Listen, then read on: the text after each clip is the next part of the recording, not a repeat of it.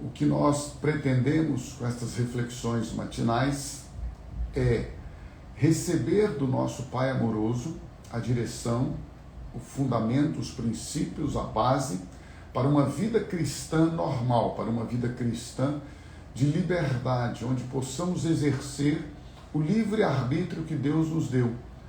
É importante a gente lembrar que enquanto não nascemos de novo, enquanto não experimentamos a graça regeneradora, transformadora por meio de Jesus, insisto, repito tantas quantas vezes forem necessárias, não há nenhuma relação entre novo nascimento, vida nova, regeneração, conversão, salvação, nenhuma relação entre religião, religiosidade e estas verdades e estas experiências.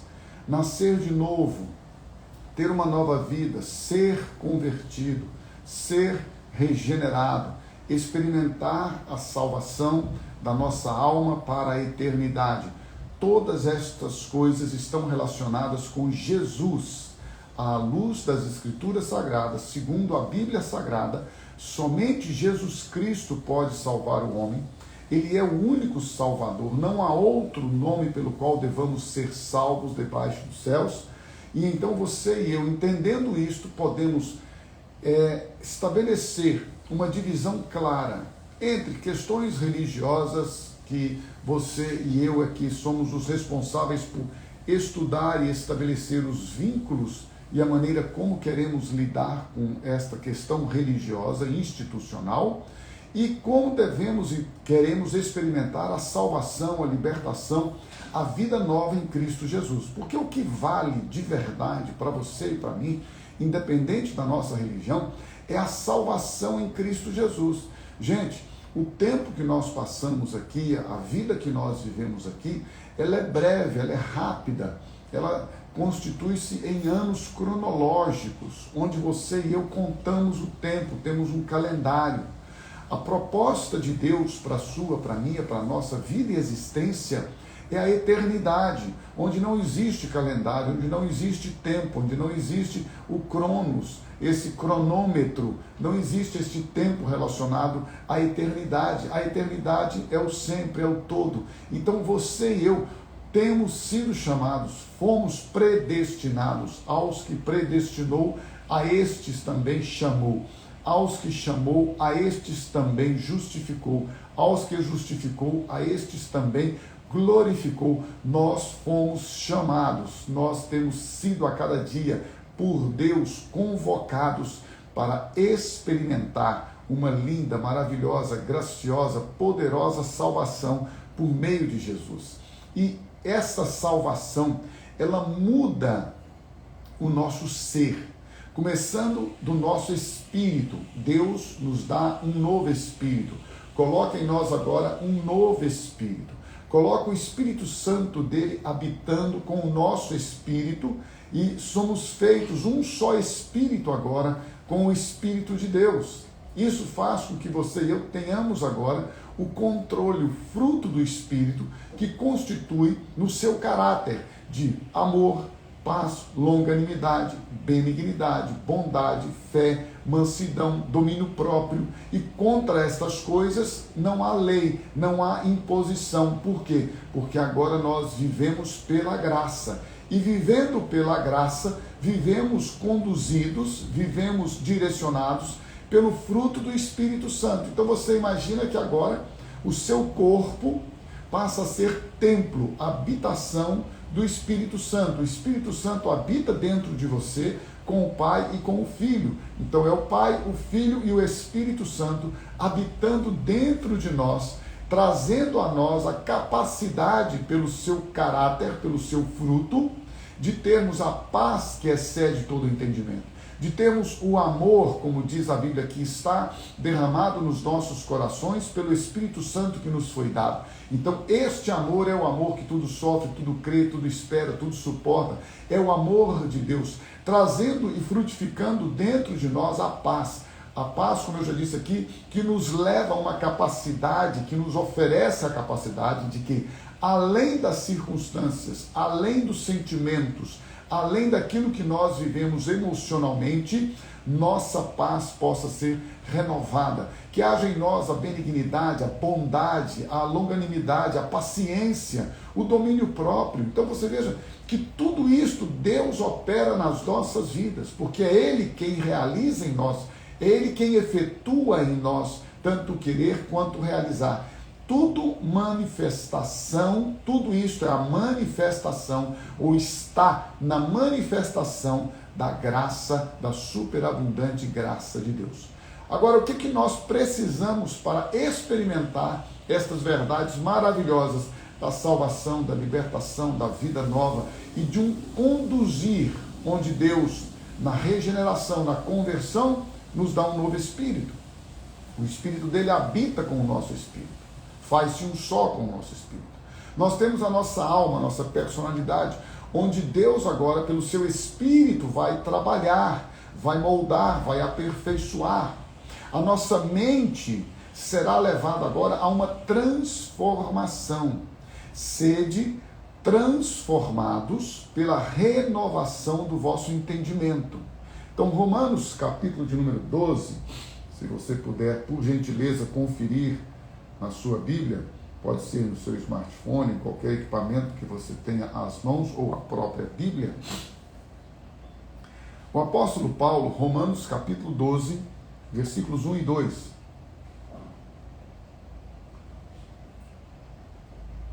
O apóstolo Paulo diz assim: rogo-vos, pois, irmãos, pelas misericórdias de Deus, que apresenteis o vosso corpo como um sacrifício vivo, santo e agradável a Deus, que é o vosso culto racional. E não vos conformeis, olha que legal, e não vos conformeis com este século, com este mundo, mas transformai-vos pela renovação da vossa mente. Isso é maravilhoso. O que Deus está dizendo para você e para mim? Você pode experimentar algo novo nesta manhã. Você pode experimentar algo novo neste dia. E você pode experimentar algo novo todos os dias, todas as manhãs, na sua vida, na sua história. Porque o nosso Deus é o Deus do novo. O nosso Deus é o Deus que faz novas todas as coisas. Uma vez que se alguém está em Cristo, nova criatura é. As coisas velhas ficam para trás. E agora tudo se faz novo. E este novo de Deus na sua e na minha vida nos conduz, nos leva a uma experiência maravilhosa de libertação, de transformação. E como eu disse aqui, em que o fruto do Espírito com suas características, ou seja, o caráter de Deus, o caráter do Espírito Santo, o caráter da Trindade, do Pai, do Filho e do Espírito, manifestados em nós, habitando dentro de nós, gente. E aí a Bíblia está dizendo, olha, mas você precisa passar por uma mudança, uma transformação. A sua mente, a minha mente, a nossa mente precisa ser renovada. Renovada como? Pela palavra. A palavra de Deus, meu irmão e minha irmã, ela tem o poder de libertar o homem no espírito, na alma, no corpo, na mente, em todo o seu ser. Quando Jesus disse assim, olha, e conhecereis a verdade, e a verdade vos libertará. E depois ele enfatiza isso de maneira pessoal, no versículo 36 de João 8, porque primeiro ele fala sobre a verdade, sobre a palavra, e ele diz, e conhecereis a verdade vos libertará. E depois ele diz, se pois o Filho vos libertar, verdadeiramente sereis livres. E se você conferir em João 17, ele vai dizer, santifica-os, é Jesus orando, fazendo uma oração ao Pai por você, por mim, pelos seus discípulos, por todos aqueles que haviam crido nele e por aqueles que haveriam de crer nele. E ele ora e diz assim a Deus Pai, santifica-os na verdade, a tua palavra é a verdade. E depois então o apóstolo João, escrevendo aquela maravilhosa carta, ele diz, o verbo, a palavra se fez carne e habitou entre nós. E se você olhar em Hebreus capítulo 1, a Bíblia vai dizer que ele sustenta todas as coisas pela palavra do seu poder. Ou seja, o Deus palavra, o Deus verbo, o Deus Jesus, o Deus Filho, por meio de quem e para quem todas as coisas foram criadas, este Deus maravilhoso, poderoso, a quem foi dado todo o poder nos céus e na terra, o único que tem o direito de salvar o homem, de libertar, de transformar, este Deus Verbo, o Deus Palavra, o Deus Filho, o Deus Jesus que habitou entre nós, ele agora muda nossa mente, muda nosso entendimento, muda a maneira como nós pensamos, como nós vemos o mundo, como nós vemos a nós mesmos e como nós vemos as pessoas, como nós vemos o nosso entorno. E eu acho isso uma coisa assim maravilhosa e tremenda, porque a partir deste viver em Cristo, tudo que diz respeito à nossa vida, à nossa história, à nossa existência, está firmado, pautado, alicerçado, enraizado na palavra de Deus. Mudança de mente. Quando nós temos essa mudança de mente, nós experimentamos as coisas do alto, nós buscamos as coisas do alto, nós vivemos os princípios de Deus. E aí a palavra de Deus, olha que coisa poderosa isso, eu penso que estas coisas, estas verdades, como eu disse aqui inicialmente, elas estão muito além, elas transcendem em muito todo tipo de doutrina, qualquer que seja, por melhor que seja, institucional, denominacional, humana. As pessoas perguntam muitas vezes para mim, eu sempre respondo, qual que é a doutrina da comunidade da graça, o que pode, o que não pode, porque toda religião tem os seus critérios. Meu irmão, minha irmã, deixa eu ser muito franco com você, não existe nenhuma, não foi criada e não se criará nenhuma doutrina, nenhum ensino melhor do que a Bíblia. Todas as nossas inquietudes, dúvidas, todos os nossos questionamentos, tudo tem resposta na palavra de Deus. Qualquer coisa. Tudo está na Bíblia. Princípio do perdão é bíblico. Com a mesma medida que você perdoar, você será perdoado. Princípio da reciprocidade. Perdoou, vai ser perdoado. Princípio do amor está fundamentado nas palavras de Jesus. Novo mandamento vos dou, que vos ameis uns aos outros, assim como eu vos amei. Da fidelidade, está na palavra de Deus. Aquele que for fiel até o fim receberá a coroa. Fidelidade é aquilo que Deus produz em nós a partir do seu espírito, da sua vida, da sua habitação. Nós somos fiéis a Ele porque primeiro Ele foi fiel a nós. Nós o amamos porque Ele primeiro nos amou, manifestando assim toda a sua graça e bondade na nossa vida. Mente, você e eu, nós dois, nós todos, precisamos mudar a nossa maneira de entender, de ver Deus, de ver a palavra. A maneira como Deus trata o homem não é uma maneira punitiva, de castigo, de ameaça. Isso é um erro terrível que a religião muitas vezes produz porque quer cabrestar, dominar, enquadrar as pessoas, mantê-las debaixo de medo, de ameaça, de coação. Não faz isso não, meu irmão. Se pois o Filho vos libertar, verdadeiramente sereis livres. Você é livre. Jesus Cristo te libertou, Jesus Cristo te transformou, Jesus Cristo te deu a vida abundante, a vida maravilhosa, a vida graciosa nele, na pessoa dele. Aí olha lá, Romanos capítulo 12, versículo 2. Mudança de mente,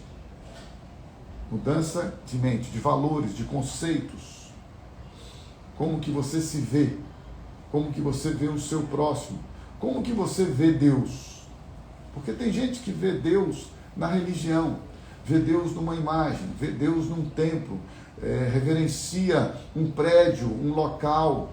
Deixa eu ajudar você. Deus não habita em templos feitos por mãos humanas. Deus habita dentro de nós.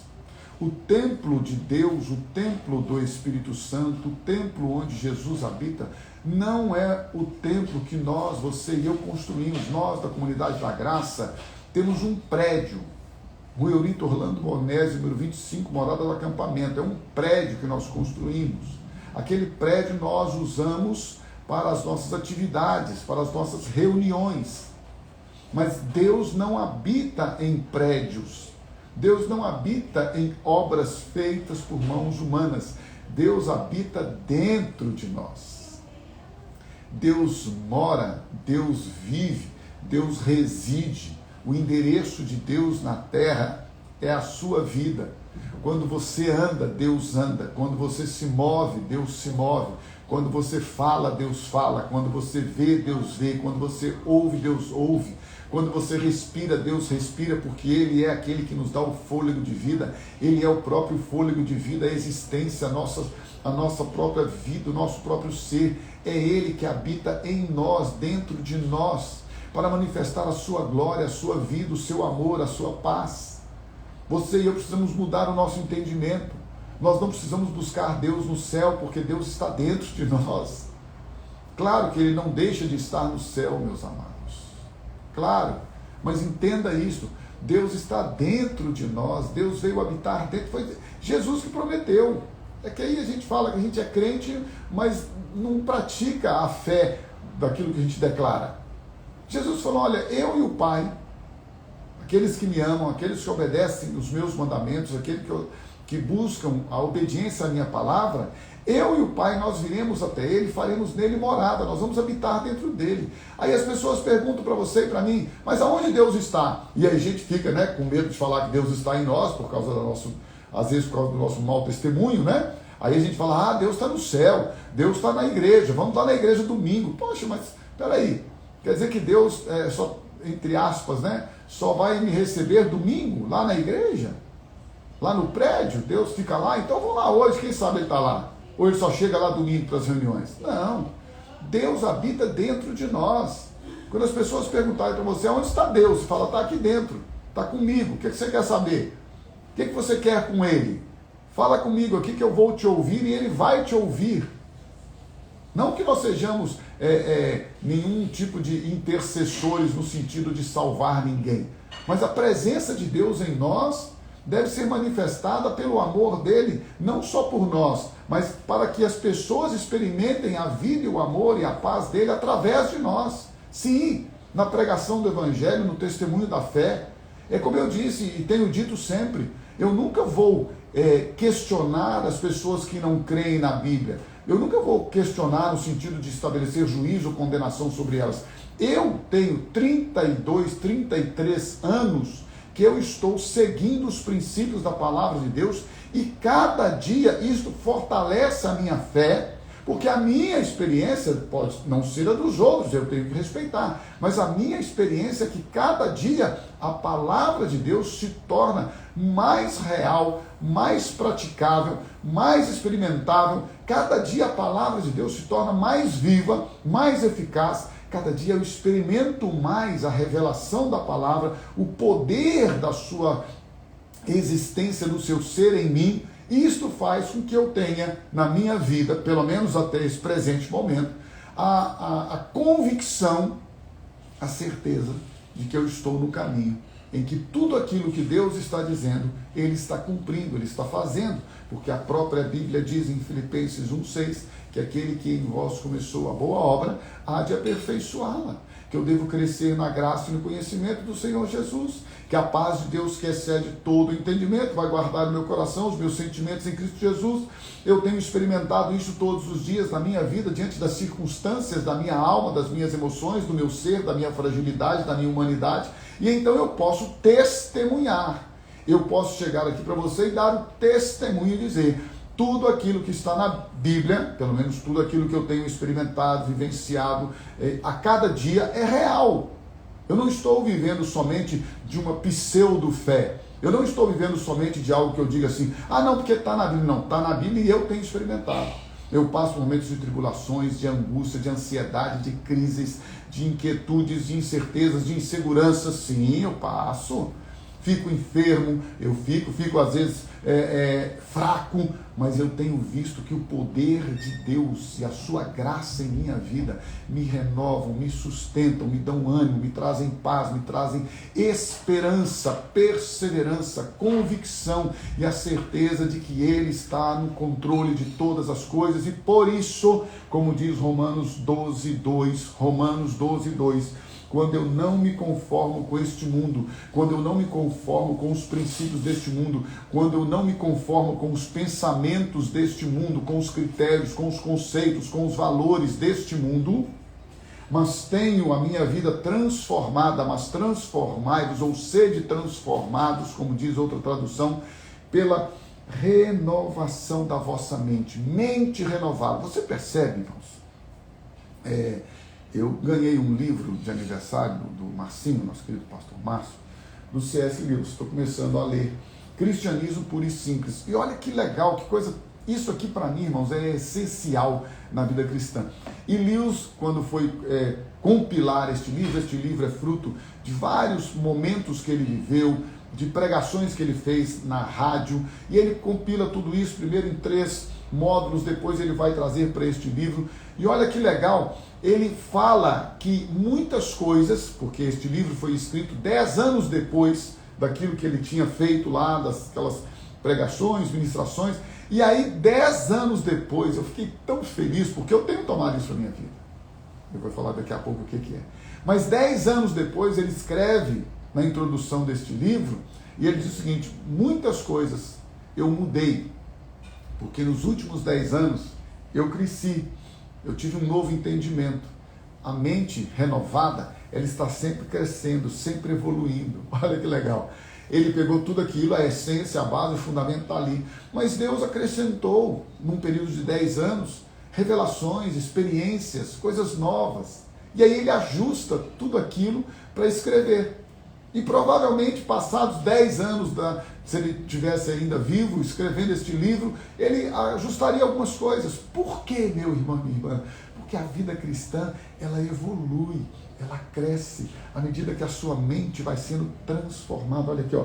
Sede transformados pela renovação da vossa mente. E quanto mais a nossa mente é renovada, quanto mais a nossa mente é transformada, quanto mais a nossa mente é mudada, quanto mais a nossa mente recebe a palavra de Deus e vai sendo agora harmonizada, vai recebendo a harmonia entre os nossos valores e os valores de Deus, e vai tudo se encaixando, e vai tudo harmonizando. A Bíblia promete algo maravilhoso que eu queria que você recebesse nesta manhã. Tenha a sua mente renovada, transformai-vos pela renovação da vossa mente. Para quê? Por que Deus quer que nós tenhamos a nossa mente renovada? Para que experimenteis qual seja a boa, agradável e perfeita vontade de Deus. Para que Deus quer nos transformar, renovando a nossa mente? Para que nós experimentemos sua boa, agradável e perfeita vontade. Você já parou para pensar nisso? Vou repetir. Sua boa, agradável e perfeita vontade. Eu estou buscando isso aqui. Eu ainda não alcancei a plenitude disto, não. Mas, esquecendo-me das coisas que para trás ficam, eu vou olhar para Jesus, autor e consumador da minha fé. Porque é Ele quem começou esta boa obra, é Ele quem vai aperfeiçoá-la. É Ele quem vai a cada dia renovar, limpar, porque a Bíblia diz que nós somos limpos pela palavra, e Ele vai podar, Ele vai a cada dia adubar, Ele vai a cada dia acrescentar a revelação maravilhosa e poderosa da sua palavra, para que eu, você, para que todos nós possamos experimentar a boa, agradável e perfeita vontade de Deus. Que o Senhor te abençoe, que o Senhor te renove, que Ele te dê muita graça, muita paz, muita alegria neste dia, como fruto do Espírito Santo habitando dentro de você. E que em todo tempo você se entregue a Ele, você se derrame diante dEle, você possa viver totalmente para Ele, para a glória dEle, lembrando que Ele é o único Deus, na pessoa do seu Filho Jesus, é o único que nos salva na revelação do seu Espírito Santo, e que com certeza quer que nós experimentemos sua boa, agradável e perfeita vontade.